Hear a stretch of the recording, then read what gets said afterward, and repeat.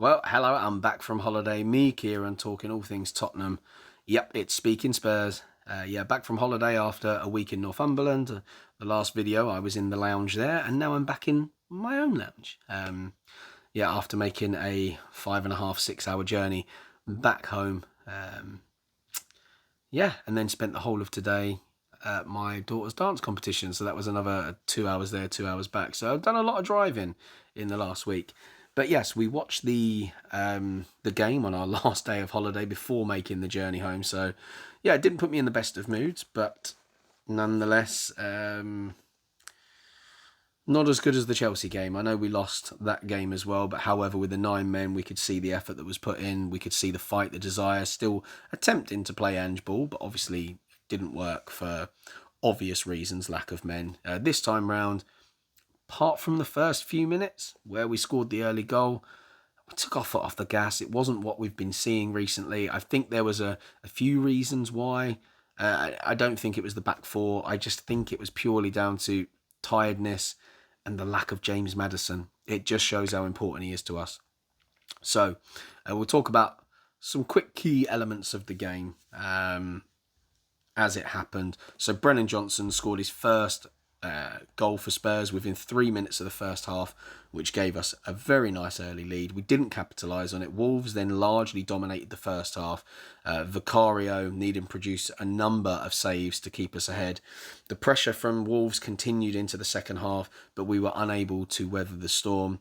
And then substitute Pablo Sarabia broke the resolve, and it was an exquisite goal. The ball over the top was good. His run was excellent. His first touch was exquisite to pop the ball back up straight into his own path, and then absolutely smashed it to the inside of the post. Vicario not being able to do much about it.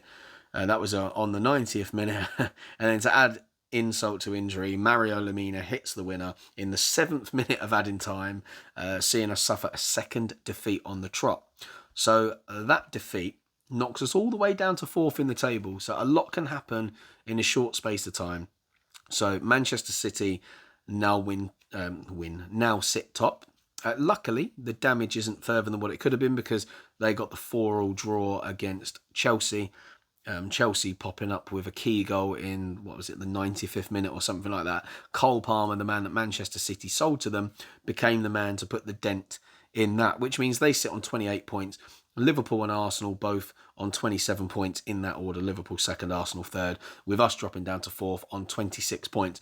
So even though a lot has happened in them 2 games, our last 6, we had 4 victories. We've now lost the last 2.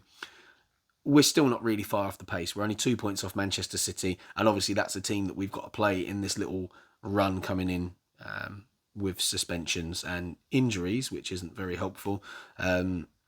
But then you look in 5th place, Aston Villa, 13 home games on the bounce. They've taken their points from incredible run of form under Unai Emery, former Arsenal manager.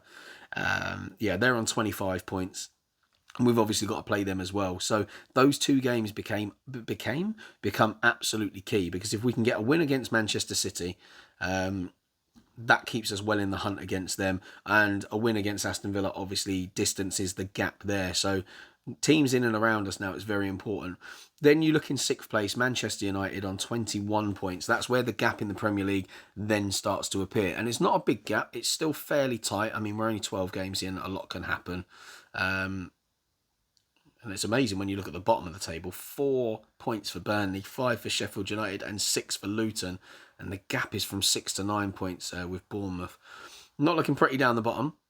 So it could be worse. We're just very lucky in the first the first 10 games of the season we put enough points on the board to kind of help us through this rocky period that we're now having with injuries galore.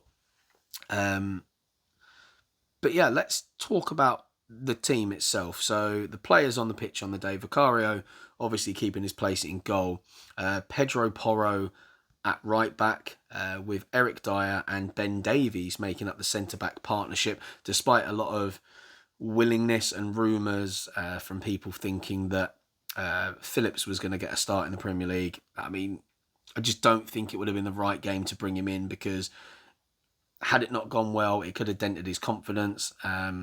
Fans would have also had an excuse as well. going, oh, well, it's his first game in the Premier League, yada, yada, yada. I don't think it would have been the right move experience-wise either. Then Emerson Royale on as left back with Udogi obviously suspended for this one, Ryan Sessegnon, Ivan Perisic out injured, and Ben Davies having slot in at centre back. Moving into the midfield, Pat Matassar, Yves Bissouma and Højbjerg, and then the front three of Kulusevski, Son and Brennan Johnson in for the now injured Richarlison. He's obviously had that surgery that is going to see him out for at least a month. Now it's a surgery that apparently is probably needed for a little while, and they've been holding it off and holding it off. And I can see why, because he's been in the team. He's also been in the Brazil squad. I think the reason why they've decided to do it now, timing-wise, it makes sense. He was left out of the Brazil squad. I think Brennan Johnson was probably going to start ahead of them anyway in this game, because he hasn't really had a run. He's had the injuries himself, had a really disrupted pre-season because he was injured then. And obviously in the last game, started brightly and had to be taken off because of the sending off. So it meant he only saw half hour then. And yeah, he's obviously been left out of the Brazil squad this time. So it just made sense to let him do it, because there'll be an international break. He's got time to recover in the sense that we're not going to lose him for extra games, really. So it kind of makes sense. Substitutes that came on the game, Bentancur, Brian Hill, Giovanni Lo Celso. So let's talk about the players themselves, because it was a very indifferent game for a lot of our players. Vicario pushed Lamina's shot away just after the half-hour mark. Didn't really have much else to do before being beaten by Sarabia's late close-range volley, and then Lamina's rolled shot in the final moments. I feel like he made a few saves. None of them were, apart from that one that we spoke about on the half-hour mark, none of them were spectacular. They were kind of routine, but nonetheless, he needed to make them to keep us into the game. Porro executed the clever dummy, then low cross to set up Johnson's early goal. Worked really hard down the right as the only member of the original back line that was against Chelsea. And that's crazy to think, in one game we lost 3 people in a back line. Suspension to Romero, injury to Van der Ven, suspension to Udogi. It's just absolutely crazy to think that we had that many changes. And yet the defence performed pretty well on the whole. So Eric Dyer, his first start of the season, he started pretty solidly, pulled off a superb bit of defending to get a foot in to stop Kuna on the run in the Spurs box early in the second half. However, he couldn't really do anything as he was out of position when Sarabia got in behind him to score for Wolves. That was their leveller. And then he had to watch Lamina run past him for the winner. So lost a couple of sort of like points of merit towards the end of the game. But what I will say in his defence is the fact that we know he hasn't got pace. All right, and I think he's a very clever defender. There's moments where he's very clever and will make a decision to push the defender one way into more danger than what would be the clear path on the other side. So he saves us on occasions. I think in and around the box, that's where his strengths lie. He is very good in the air. He's very good at getting blocks in. He makes good decisions tight to players. He just has a problem when there's a bit of space between him and a player. It's almost like he questions himself. He's worried to go in on them in case they push past him. But in this game, on the whole, I thought he did really well. And there's no surprise it was towards the end of the game where he didn't perform as well. He's not match fit. And that's through no fault of his own this season. He hasn't been given the minutes. So he's had to come straight into the team and do a job. And 90 minutes, I mean, it was more than 90 minutes in the end when you consider injuries and things like that in the first half and second half. So he's been pushed for a long time when he hasn't got the minutes in his legs. So I'm not going to complain too much about Eric Dyer's performance. His partner in crime, Ben Davies, made a couple of big early blocks and then continued that theme into the second half. Played really well for much of the game, but Lamina got in behind him for the winning goal. And again, like Eric Dyer, hasn't had the minutes. So, what can you expect? If there's going to be a mistake and it's late in the game, I feel like we can't be too critical of these guys. They don't have the minutes in the legs. But on the whole, I thought they played really well. And I have to say, for me, Ben Davies was our best player on the day. I'm involved in a group chat with some guys that I play football with, and one of them was moaning early on when Ben Davies had been pretty good so far in the game. And he was saying, I think it might have been half-time, Ben Davies is not a centre-back. Oh, we need to take him off. I couldn't be bothered to get in an argument. So I waited until very late in the game, after many more messages had been exchanged from other people saying, that Ben Davies I thought had been solid and been our best player on the day. But there seems to be, for some reason, Ben haters out there, and I think he's very reliable. He gives you always a 7 out of 10. Gets exposed sometimes because of his pace and his lack of height. But all in all, I think he works hard. He's pretty good on the ball. Goes on these mad little runs at times. Appears in space. His crossing ability is not too bad as it goes. But I thought he was very intelligent in this game. There was times where he could have been beaten in the air, but what he did was turned around, put his body in the way. So he was fouled, a bit like Harry Kane used to do further up the field and win those little fouls that should never have happened.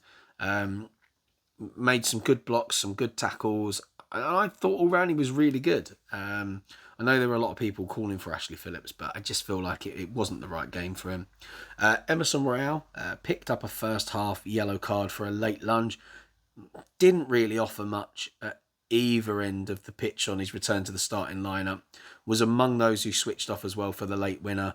And yeah, again, he hasn't played a lot of minutes. He's played more than the other two. He's come in late in games to go at right back, and Porro's pushed further upfield. But there were times when he did pretty well. I actually thought that he did. His best work was actually in the centre of midfield. There was a lot of times when he joined in the midfield and he had tidy bits of play.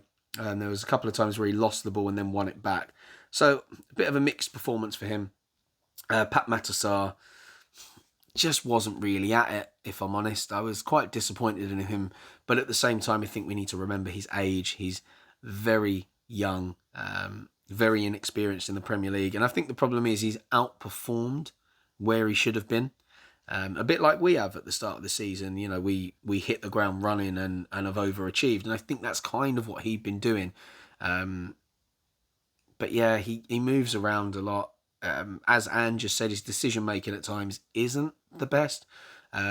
He had a low ball across the Wolves half, which set us away for the early goal. Plenty of effort before he came off a Benton cord just after the hour mark, and he probably needs a little rest himself. He's played a lot of minutes so far. Then Bazuma, since that red card a month ago, he's just not been the same player. And as we said after that red card, that cancelled out the because it was a straight red. Was it a straight red? No, because of the way it was a red card, it meant that his yellow card stayed intact. So he then picked his 5th yellow card of the season up in the first half, which rules him out for that key clash against Aston Villa. And that's a must-win game for us to make a statement. And that's after the international break. He's capable of so much more. I don't know if he changed his studs at half-time, but he was slipping quite a bit in the first half. Sarr as well actually slipped a couple of times. But this seems to be a key theme from Bazuma. I've seen it a lot, even last season when he was fit. Slips over a lot, so I don't know what studs he's wearing. I don't know whether he's gone for moulded or he's gone for short length studs, but something needs to be done because it's inexcusable for him to fall over as much as he does. And the problem is with him, he's got such a low centre of gravity, which is why he's so good on the ball and getting himself out of trouble when he's surrounded by a few players. So he needs something with a little bit more bite and grip to keep him on his feet, because at times that really hurts us because he quite often picks the ball up from deep. And then if you lose it, we are then hit on the break. So not a great day from him. Højbjerg, pretty industrious, moved around a lot, covered a lot of ground, set up Johnson for a chance in the second half with an excellent first time pass. But, the absence of Maddison was really clear. And then Højbjerg was tired late on, unable to track midfield runners in key moments for both goals. And again, I'm going to keep saying this for a lot of the players here, they haven't had full games in their legs. And this is really key that fans understand this, that without those minutes, it's hard. And I think the problem is, Ange, the one thing he's not been great at is rotation into the starting lineup. He's very much tried to keep as much of that same starting lineup that he really trusts in every game. And obviously that's done us really well in the first 10 games. Even it probably would have in the Chelsea game had we not have had the red cards, it looked like we were going to absolutely demolish them. Then first 15, 20 minutes, we were incredible.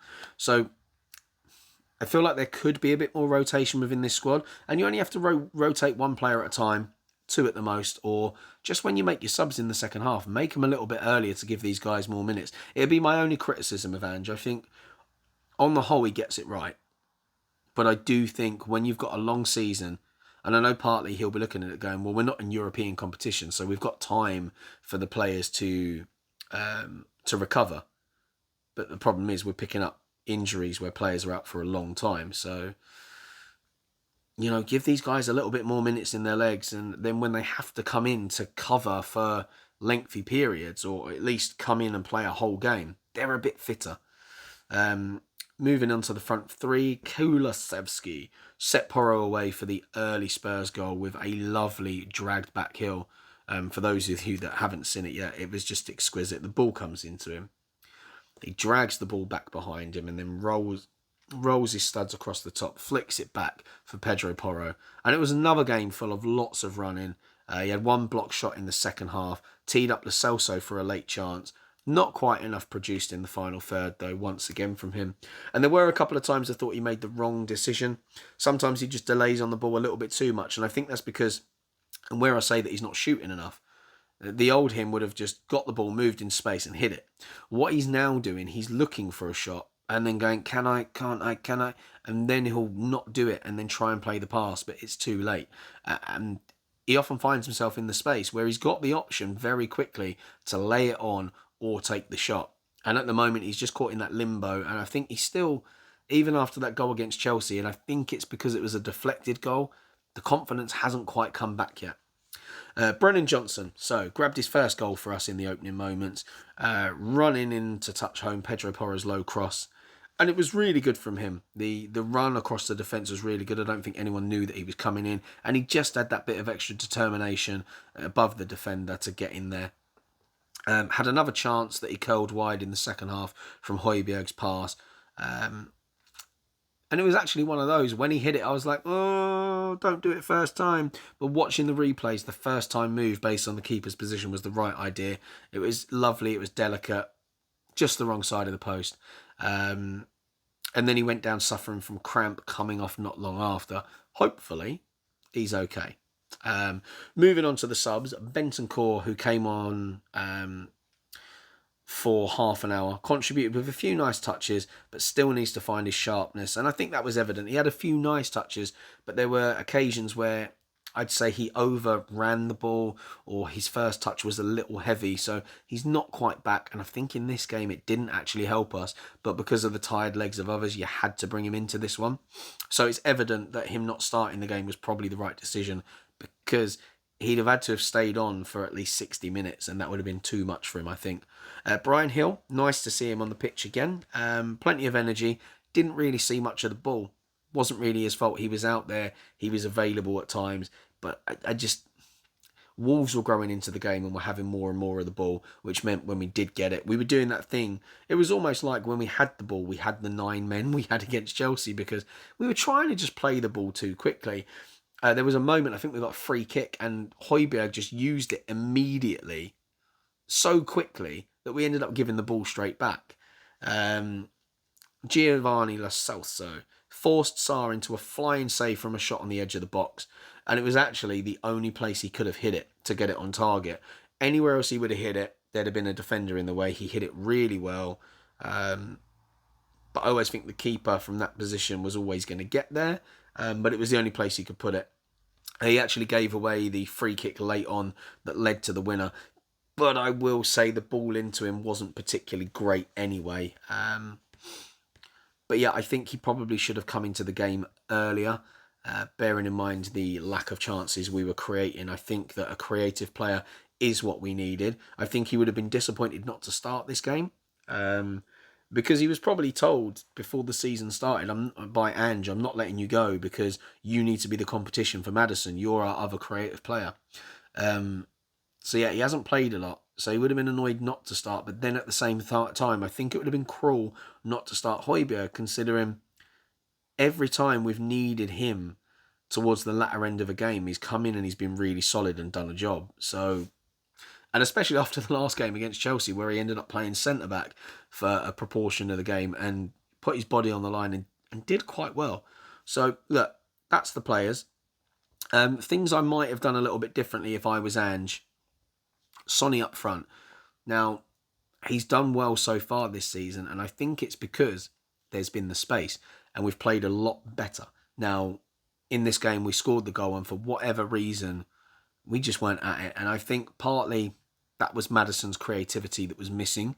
Like as I said, maybe Lo Celso starting would have done us a little bit of a favour. It would have been the wrong thing to do on merit for, Højbjerg.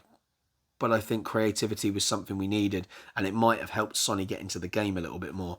But I just think if the creative spark isn't there behind him, he's the wrong man to play through the middle, because he then becomes isolated. He sits with the defenders waiting for a through ball, or he stands right in front of a defender waiting for the ball to come to him. Now, he's not the strongest, and coming up against proper centre-backs, he's not going to do much with it. And it was very much like watching Sonny from last season, where he was out of form. I think the Wolves backline sat fairly deep, which meant if we did play a ball through, there wasn't a lot of space between Sonny and the goalkeeper, which made that quite ineffective. We weren't getting the balls to him anyway because our midfield were just determined to keep giving the ball away throughout the game. So, yeah, I think what I would have done in this game, and bear with me on this one, I don't know if that's how I would have started, but after the goal, once it stopped working, I would have moved Sonny out to the left, where he's played a lot of time. He could have got at him. There was a lot of space out in the left at times during the game. I would have moved Brennan Johnson over to the right, back to his natural position. Then I'd have moved Kulusevski in the middle to be that man, that our striker, essentially. And for those of you out there going, no, Kulusevski's not a striker. I've said it before on this channel. His early days at Juventus, he was brought in as a midfielder. They had striker issues. Kulusevski had to go up top. And whilst he was there, he played pretty well. He scored goals. He created assists. He's strong on the ball. And this is why, in a game like that up against Wolves, where they're a bit deeper, Kulusevski is very good at shrugging off his man. He's a very, very strong player. So we know he's going to be able to hold up the ball. This gives other players time to get with him, move into position, he can roll it off, which actually means Sonny coming inside from the wing, Kulusevski with the strength, flick the balls through. Sonny's then got enough time, space to run onto the ball, and we create some chances. But alternatively, if that wasn't working, there's no reason why we couldn't have brought on Valise. Now, the reason I say that, he's an unknown quantity in the Premier League. He's obviously scored a goal for the under-21s. He's getting minutes, he's getting sharp. Wolves wouldn't have known what to do with him, because he's an unknown quantity. I mean, to us as well as Spurs fans, like we don't really know what we're going to get from him. So it might have been worth the risk to throw him into the game at some point as well. But that's the only thing I really would have done differently. Just because, knowing Sonny as long as we have, and I think this is the difference. Although Ange has known of Sonny, come up against him when he was an Australia manager, and, he's just been a world-class player for a long time. Last season, obviously, had his dip of form.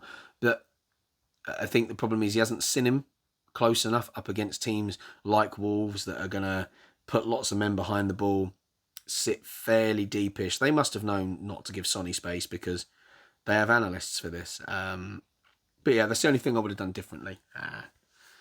But yeah, all in all, disappointing game. Hard run of games for us coming up after the international break. The international break has come at a pretty good time for us, I would say, because after 2 defeats, you need time to regroup, recollect. Maddison's obviously been withdrawn from the England setup. We know his injury is not looking great.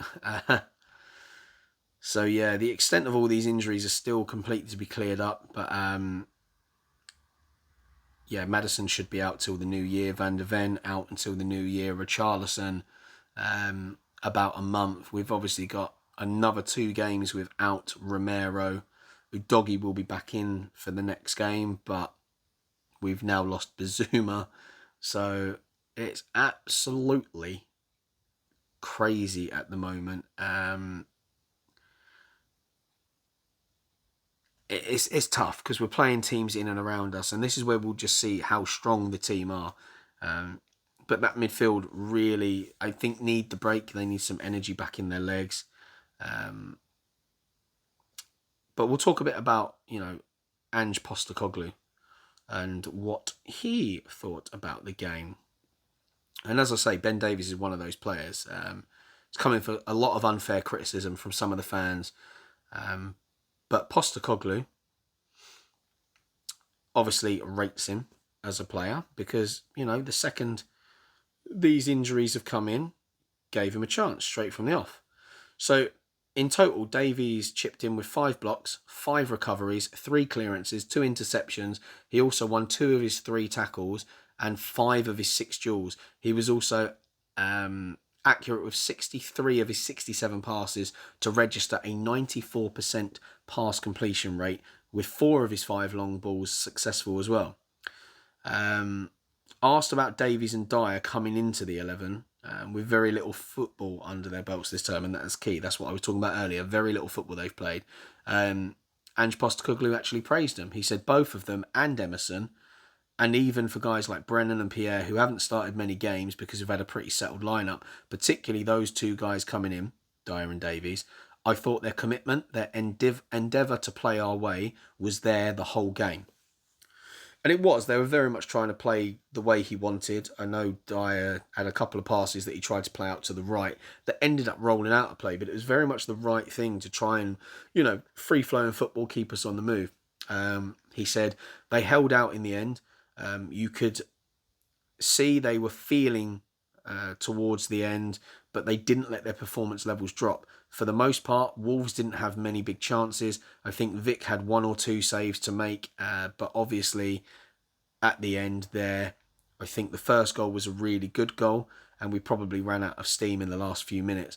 Wolves, with the crowd behind them, were able to lift. And I think for Wolves, that was the key thing. That once they started getting back into the game, the fans start, geeing them up. They scored that goal, and then that was it. The fans sensed blood. And from that moment, Wolves, pretty much went up a couple of gears. So obviously without Van de Ven until early next year, due to the hamstring injury, Davies has certainly made a case to Postecoglou for the left-sided centre-back position. For now, the Wales international and Dyer look set to continue at the heart of defence with Romero's suspension ruling him out for the upcoming Aston Villa and Man City matches. It's so annoying. This has all come at a very bad time. Of all the games to pick up the suspension and injuries, against Chelsea, a team that we hate anyway, with our old manager coming back, getting a victory against us, to then lose a game away at Wolves that dents our top position, to then have the next 2 grudge matches against teams in and around us. It's just absolutely terrible. You couldn't write it. But there you go. So we'll see what happens. And it's just crazy to think that we allowed those centre-backs to go. And we were saying it at the time. Was it going to be the wrong move for us to allow Davinson Sanchez to go out the window? A player who in pre-season was playing pretty well, might I add, and then Japhet Tanganga as well. I think had Davinson Sanchez still been at the club, it would have been him that had have come into one of those positions, just because he has the pace to help us. And I think his fitness levels have always been pretty good as well. So, maybe things would have been a little bit different had he still been at the club. I think Japhet Tanganga probably still wouldn't have been in the lineup. But it just goes to show that letting 2 centre-backs go and not bringing an extra one in, I know we brought in Phillips, but as I say, young, untested in the Premier League, it's one of them that maybe we could have just done with the experience of Davinson Sanchez. And it's mad in this game to actually think that despite the fact that we lost and we weren't at it, we still actually bossed possession and passing. We had 58% of the ball, 532 passes to Wolves, 353. But the problem, is what we did with the ball when we had it. So we could actually in this game, we only mustered 6 shots at goal with 2 on target. That was the Johnson goal and the late Lo Celso effort tipped over by Sarr. Wolves, in contrast, actually had shots galore, 17 of them. They were pretty blunt in attack with only 4 on target, though. And that's been their problem, Wolves. They're not amazing at finishing off their chances. But crucially, the 2 that were on target went past Vicario. 1 minute into added time, then 6 minutes later, from various quick free kicks, just quick thinking, us switching off a little bit. Yeah, it's one of them. There were moments where he was shouting. He looked very frustrated on the touchline, Ange. There was moments where he's just kind of standing there doing like the 1,000-yard stare, trying to figure out what he wanted to do. At times shouting and waving. He said, I don't know about that. The first half, I just felt we started well, but we could have been a bit more positive and a little bit more aggressive with the ball. I've got to temper that with the fact that we've made so many changes and we're not going to get the same type of fluency, especially when particularly 3 of your back 4 are virtually starting for the first time. We made a couple of chances as well further up, and it's not going to be as fluent, but I just felt we could have been more positive, especially in the first half. Second half, I thought it wasn't too bad. But I just thought, and maybe because we were winning the game, I think a lot of the guys in the back of their minds, they haven't played in a while. And there was a little bit of self-preservation there to get us through to the end of the game. It's all understandable stuff because of the lineup we had out there. And this is what I like about Ange. He's very honest about things. He understands that a lot of these players haven't played properly in a while. There's a little bit of the old mentality still in there whilst they're out there trying to make sure they preserve a lead rather than capitalising on it. But as I've said, the only way they're going to get better at this is by playing more minutes. Talking about the late goals, he's like disappointed, obviously, particularly after it happened so late. But it's part of the pain of football. And when things happen in those circumstances, you've just got to take it. Can't fault the players' effort or commitment. It was always going to be a tough game away at Wolves. We just couldn't hold out. He's talking about positives as well. Character and the commitment. I don't dismiss that. There's a massive effort to go out against a strong opponent here at home. Their guys are playing their first games of the year.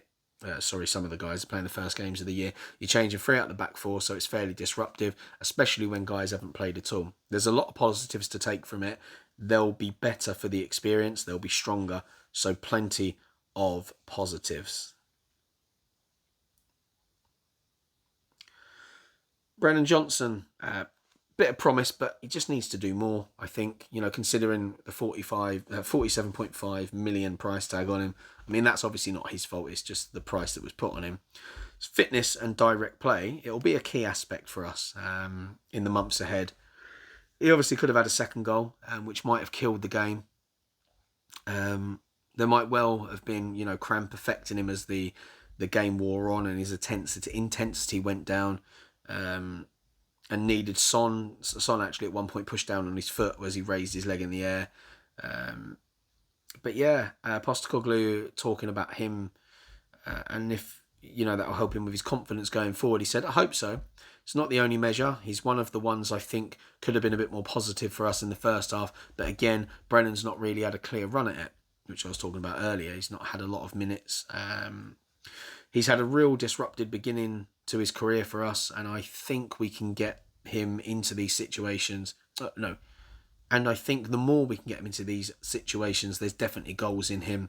There's more of a goal threat in him, but again, you could see that at the end he ran out of legs because he hasn't played a lot of football since the start of the year. Johnson actually admitted that Spurs had not done enough on the day to warrant taking home the victory. He said, and this is Brennan Johnson here, it happens in football, late goals.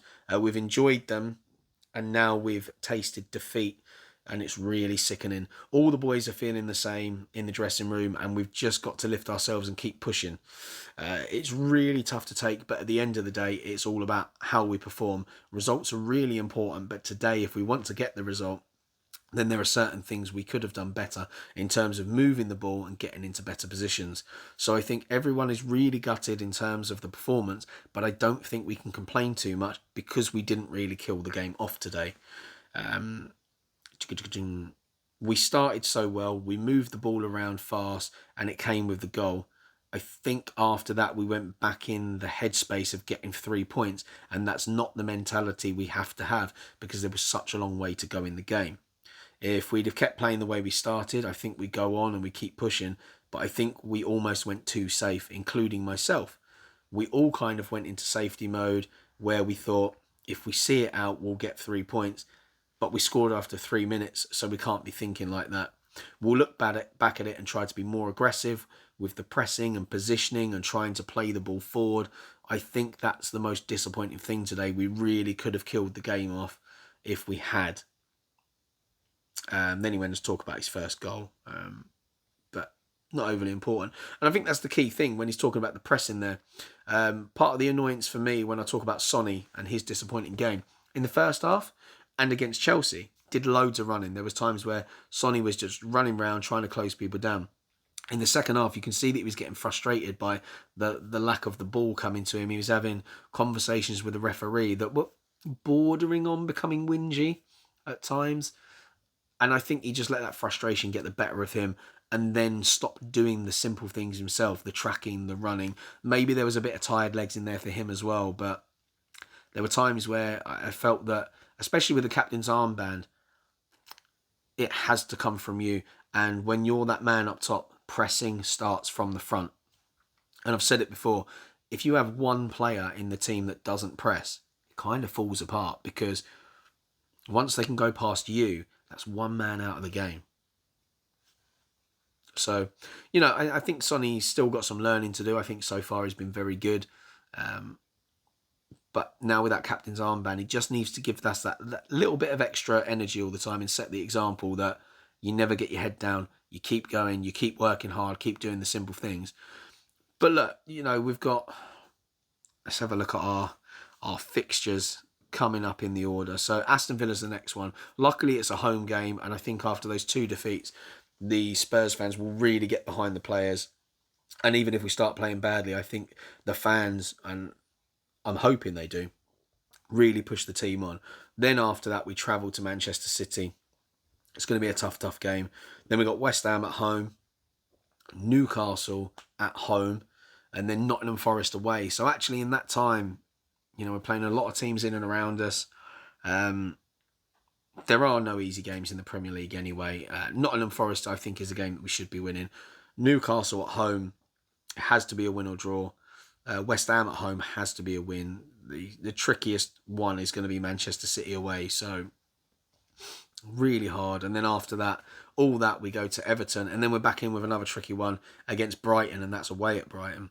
So yeah, it's pretty tricky all the way through December, and then we finish December with a home game against Bournemouth, which should be winnable as well. So crazy times in the Premier League, a long way to go in the season. Lots of players to come back from injury, but thanks for sticking around. I hope you enjoyed that video, despite the fact that we're losing a little bit of ground in the title race that we shouldn't get too carried away about. But I think ultimately the aim for this season was to get back into Europe of some kind. I mean, not the Europa Conference, but Europa League or Champions League. And I think Champions League is more than doable based on what I've seen this season. Hopefully we dip into the market for another centre-back in January. Tapsoba would be great. If we can just go all out for him. Ultimately, it means somebody's going to be sitting on the bench, or it'll have to be a bit of rotation. So I think for that reason, and now the fact that we signed Van de Ven, and he should be back in January anyway, I think Tapsoba might want to give it a miss, because there'll be other teams that you can walk straight into. But we definitely need another centre-back. So yeah, thanks for sticking around. I hope you enjoyed it. I have been Kieran from Speaking Spurs, and until next time, come on you Spurs.